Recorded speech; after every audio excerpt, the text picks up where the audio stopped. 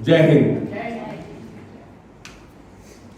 सर्वप्रथम मैं इस गोष्ठी के इस सम्मेलन के आयोजकों को साधुवाद इसलिए देना चाहता हूं कि जो इन्होंने ये विषय रखा वो आज के समय के लिए पहले भी था और आज भी बड़ा सार्थक है।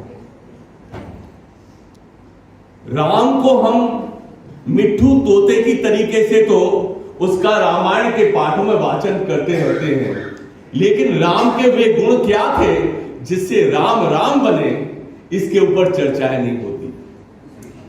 वाल्मीकि रामायण राम के काल की थी, लेकिन अगर मैं यहां इस सभागार के अंदर भी पूछूं कितने लोगों ने रामायण उस वाल्मीकि रामायण के दर्शन करे हैं, शायद है कोई नहीं पता। आगे की पीढ़ी जो है वो तुलसीकृत रामायण वगैरह भी सब भूलती जाए। साथ ही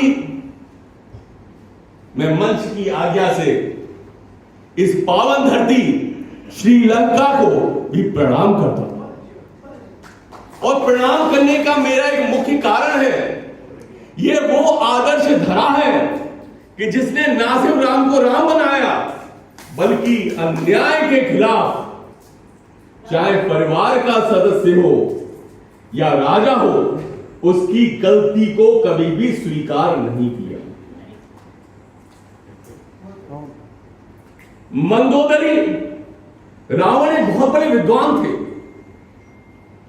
उनके शासन की अगर हम बात करें तो ऐसा शासक होना बहुत मुश्किल है जिसकी सोने की लंका धन वैभव से किस तरीके से होगा।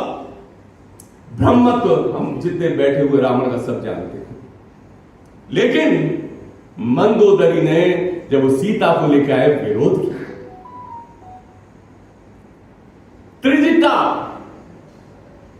त्रिजटा तक ने उसका जो एक मामूली काम करने वाले लोग हैं उन्होंने विरोध किया।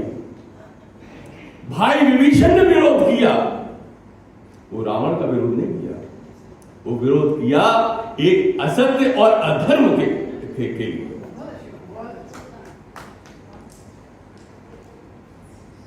राम वास्तव में एक वर्णन करने योग्य विश्व का एक ऐसा साहित्यिक ग्रंथ है जिसकी तुलना के अंदर कोई ग्रंथ कभी पैदा हुआ ही नहीं, जिसे स्वयं तुलसीदास ने कहा कि रघुवर छवि के समान रघुवर छवि बनी है, वो राम ही है। और क्यों है? सत्य वो होता है जो तर्क की कसौटी पे खरा उतरे, विज्ञान युक्त हो और आत्मिक उन्नति का एक साधन हो, जन कल्याण जिसमें समाया हुआ हो, वो जो है सत्य होता है। तो मैं जो भी बात करूंगा उस तर्क के साथ यहां पे प्रस्तुत करने की कोशिश करूंगा।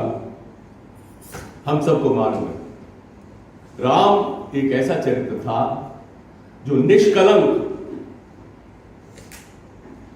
जिसने अपने धर्म, अपने पिता, भाई, पत्नी, पुत्र, कुछ लोग विरोध करेंगे उसका मैं जवाब दूंगा, मित्र,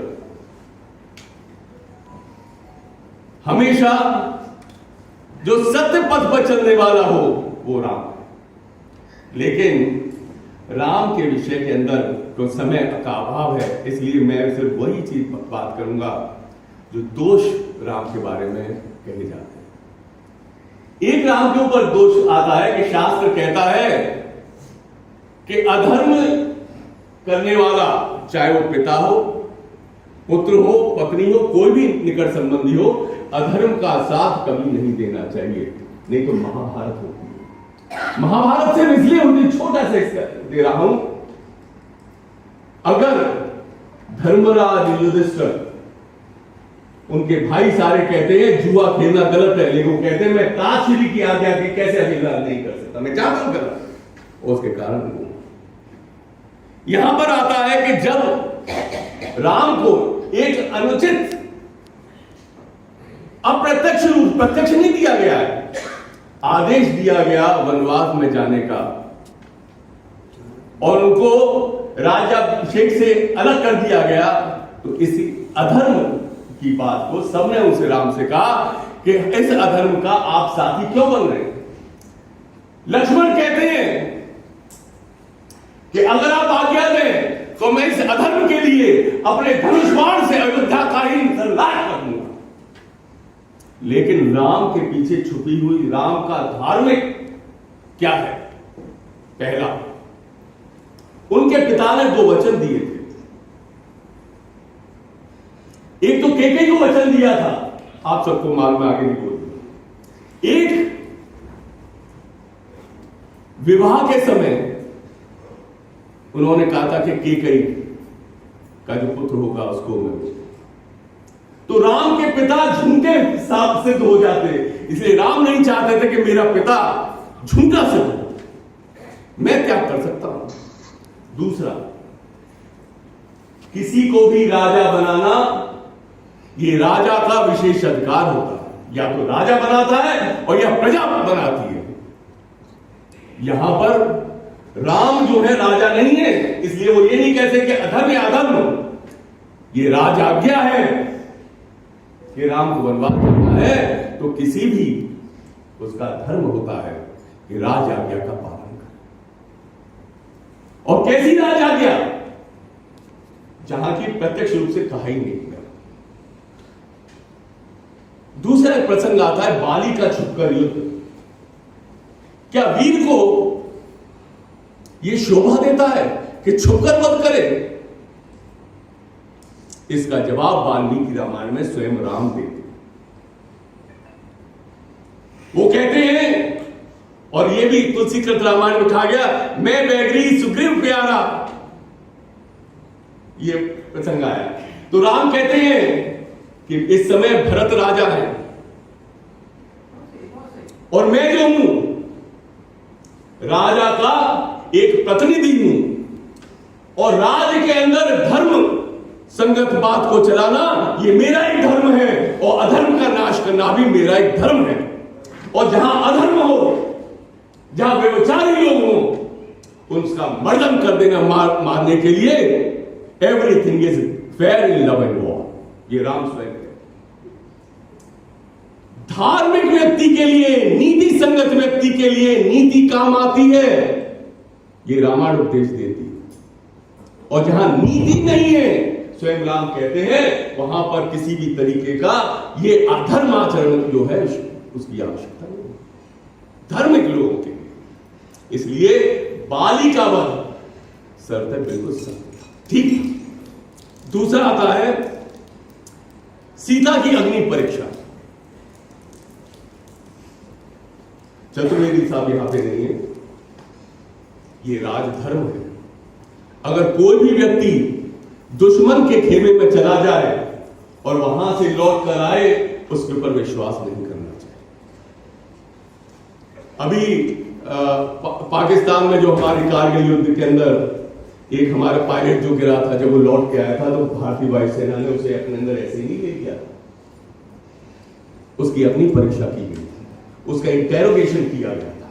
कहीं ऐसा तो नहीं कि दुश्मन ने किसी भय को दे दिया हो कि भाई हम तुम्हारे माँ बाप को मार देंगे, इसको मार देंगे, या ये करो, और उन्होंने कुछ चीजें अपनी ऐसी रखी हो एक भय की वजह से, और आज यहां पे आने के बाद दोबारा सारी यहां की सूचना वहां। सीता को पटरानी बनना है। आज का समय होता तो भाई भतीजावाद पत्नी आ गई होती कि भाई इसको तो छोड़ो, विशेष कैटेगरी दे दी गई होती। ये राम ने ऐसा नहीं। दुश्मन के खेमे से अगर कोई आया है तो उसे वो परीक्षा देनी पड़ेगी, लेकिन किस तरीके से? सारी चीज होती गई है, चिता चिंदी गई है। सीता जब नजदीक जाती है और हाथ जोड़कर कहती है कि हे अग्नि, अगर मैं कलंकित हूं तो मुझे अपने अंदर ले ले। राम वहीं से कहते हैं सीधे वापस आए। सीता अग्नि के अंदर नहीं है, वहीं से कहा है, उन्होंने पूरा देख लिया कि हाँ ये है, सीता वापस। ये एक राजा का धर्म है कि अपनी पत्नी को भी अलग ना करे। इसलिए इस राम के ऊपर यह आरोप लगाना कि उन्होंने अन्याय का ही श्रद्धा करा है। सीता का त्याग और बच्चों का त्याग। जैसे हमारी बहन सविता जी ने कहा, वाल्मीकि रामायण के अंदर ये प्रसंग नहीं है और ये राम के कारण लिखी गई, भोज रामायण के अंदर भी नहीं है। अगर ऐसा हुआ होता, ये क्योंकि तुलसीदास जी ने स्वांता सुखाय के लिए अतिशयोक्ति अलंकारों का, दूसरी चीजों का वर्णन किया है, तो वाल्मीकि जी की से लिखा होता वाल्मीकि जी ने, क्योंकि वो राम के काल के अंदर से एक ही रामायण है जो कि वाल्मीकि जी ने लिखा होता। और राम ऐसे थे, अगर ऐसा बात आती तो वो धर्मज्ञ व्यक्ति कहता ठीक है सीता तुम भी चलोगी और मैं भी यहां से चलूंगा, राम भी उनके साथ चलेगा। इसलिए ये भी आरोप राम के ऊपर गलत है। फिर आता है महिलाओं के ऊपर शस्त्र उठाना क्या ही उचित है। इसका मैं पहले ही कह चुका हूं। जो राक्षसियों का उन्होंने वध किया, सुपर्णखा की नाक काटी, क्या ये ठीक है? मैं पहले ही कह चुका। अधर्मयुक्त व्यक्ति चाहे स्त्री हो या पुरुष, मानव धर्म के खिलाफ जो व्यक्ति चलता है, ना वो स्त्री होता है ना वो पुरुष होता है, और उसका हर तरीके से मर्दन कर देना, ये धर्म संगत और शास्त्र संगत है। सारी चीज का निचोड़ मैं अंत में जा रहा हूं। तुलसीदास जी ने राम के बारे में जो कहा है, निचोड़ करके राम के चरित्र के बारे में, कि दैहिक दैविक भौतिक तापा, राम राज्य काहू नहीं व्यापा, सब नर नार परस्पर प्रीति, चले स्वधर्म निरंतर रीति। कि राम के काल के अंदर ना किसी को शारीरिक, ना कोई दैविक, ना किसी भी तरीके का कोई भी जो था कष्ट नहीं होता। क्यों? सब नर नार परस्पर प्रीति, चले स्वधर्म निरंतर। हर एक कोई अपने धर्म को पहचानता था, धर्म के साथ चलता था और परस्पर प्रीति के साथ चलता था। और जो कोई व्यक्ति इस स्वधर्म के साथ नहीं चलता था, उसका मर्दन कर दिया जाता, उसका सर्वनाश कर दिया जाता। ये है राम। और कहते हैं यथा राजा तथा प्रजा। अगर इस तरीके का राम का राज्य था, तो राम भी जो है स्वधर्म पर चलने वाले, धर्म पर चलने वाले कैसे एक व्यक्ति। इसी के साथ मैं अपनी वाणी को विराम देता हूं।